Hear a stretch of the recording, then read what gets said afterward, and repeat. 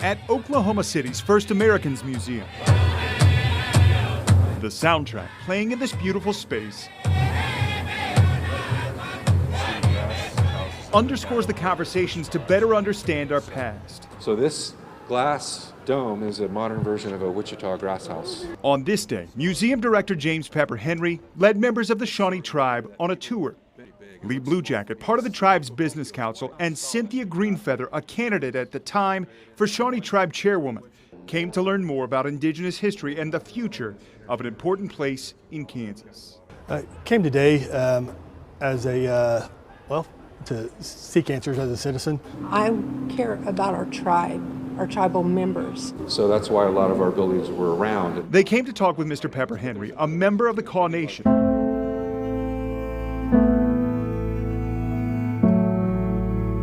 Earlier in the year, Mr. Pepper Henry told KMBC9 Chronicle he supported the Shawnee tribe's intention to protect and preserve the Shawnee Indian Mission's history, but said there are other ways to do that besides transferring land ownership to another tribe, especially on our traditional territory. This place is a sacred site to us. His comments came just after Shawnee Tribe Chief Ben Barnes had started making a push to take over the Shawnee Indian Mission. You want to own the site. Well, there's no way that I can spend $12 million on it and have it be someone else's property.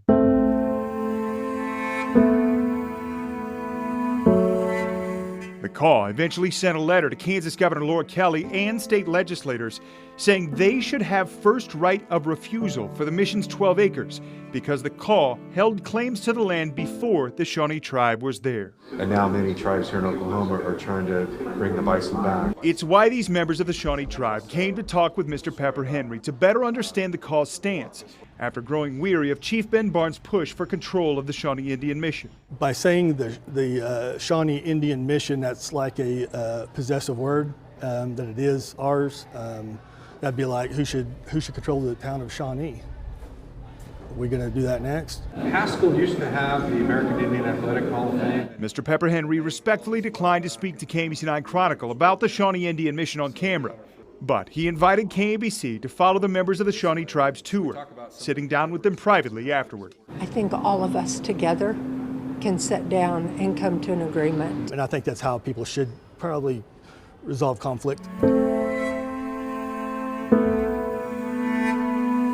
How do we create a space for this place to be protected? The growing dissension from a few members of the tribe came months after Chief Ben Barnes started the public campaign for the Shawnee tribe to take over the Shawnee Indian Mission. He not only wanted to find any children buried on the land, but also repair the buildings.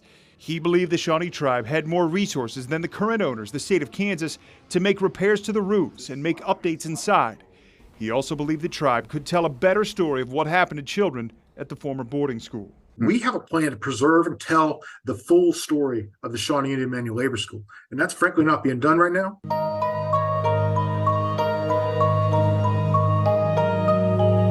Is this site falling apart? Is it in overall distressed condition? No. The short answer is no. The site's caretakers strongly disagreed with Chief Barnes, saying the State Historical Society is best to preserve not only the mission and boarding school history, but the site's deeper history over nearly 2 centuries. This site is bigger than one tribe. It's bigger than one stakeholder. There are literally probably hundreds of stakeholders. Fairway City Administrator Nathan Nogelmeyer pointed to the Kaw and more than 20 other tribes having children at the site. They've started meeting with members of several tribes with kids at the mission, including the Kaw and Shawnee, on the best way to interpret the site's history into the future. Why should it belong to the Shawnee only? Fairway Mayor Melanie Happerly questioned Chief Barnes too as he started to lobby state lawmakers in Topeka. So they lobbied lawmakers to keep the mission under state control, saying the Shawnee Mission was home to more than a boarding school, holding offices of the first territorial governor. The first territorial legislature passed so-called bogus laws to preserve slavery here. And Kansas, a free state, also has the Shawnee Indian Mission to thank for its establishment. There were some eye-opening moments. Some of them clearly did not know that this is the room where they signed legislation to create the state of Kansas. This is history. It goes way before Kansas, and it'll be here for long into the future. As that debate played out, another conflict grew inside the Shawnee tribe. I was a Ben Barnes fan. It's very because I may get emotional on it because I believed in the man. Lee Blue Jacket and Chief Barnes started disagreeing after working together. Chief Ben Barnes. KMBC was theirs. Both lobbied lawmakers in 2022 to return a tribal cemetery in Shawnee to the Shawnee tribe, the same cemetery where Blue Jacket's ancestors are buried. I am now going to sign in Senate Bill 405 law. Blue Jacket eventually stood by Chief Ben Barnes as Kansas Governor Laura Kelly signed over the cemetery to the Shawnee tribe. That is a big point of contention because even a few months after that, we get the land conveyed from the state of Kansas. Not one single thing's been done to it. That's our land, Shawnee property now, other than mowing and the landscaping and stuff like that. Blue Jacket says while the search for graves at the Shawnee Indian Mission is important, we have a cemetery that has literal dead babies in it with unmarked headstones or broken or damaged, and nothing's been done about that. That's a disgrace, and he's the head of this tribe that got that land. Chief Barnes, in a statement, said Blue Jackets had dozens of opportunities to express his concerns, but has not done so, saying expressing the concerns 2 weeks before an election seems to belie the true motivations here.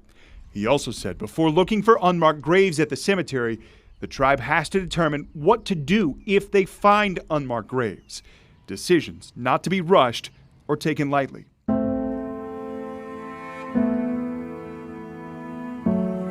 As for those kids that attended the Shawnee Indian Manual Labor School, Do you feel like those kids were mistreated? I was never there, so I can't speak on those kids. Do I believe everything that Ben Barnes says? No, I don't. Who is the best to run that mission? I think all of us together can sit down and come to an agreement. Cynthia Greenfeather, the candidate Lee Blue Jacket supported to lead the Shawnee tribe, lost to Chief Barnes. Chief Barnes remains in his role, saying he's invited not only the Kaw Nation, but any tribe or anyone else to consult on what's next. Our door remains open, and it will be. And we intend to have consultations. That was our suggestion to the state. We suggested that we gather everyone together because they're not even telling the Native American story now, are they?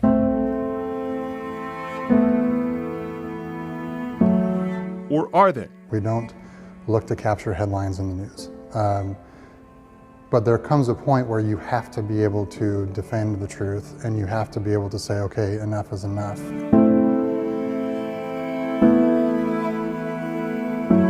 Next on Chronicle, the future of the Shawnee Indian Mission as a new legislative session begins, and what happens with the search for those children. If Chief Barnes and if the Shawnee tribe controlled these 12 acres, what do you feel like would happen? Oh, that's a loaded question.